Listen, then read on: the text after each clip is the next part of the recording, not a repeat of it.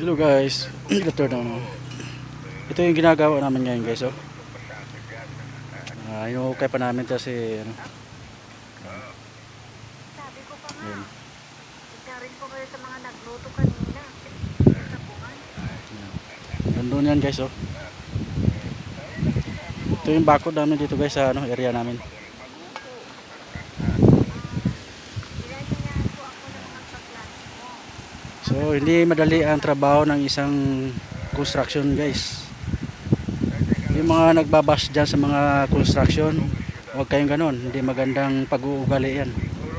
Hindi nyo lang alam kung gaano kahirap ang trabaho ng isang construction. Sabay na tayong umuwi. Laging laman ng silong ng initan. Kunin ang Yan. kanyang sukat niya.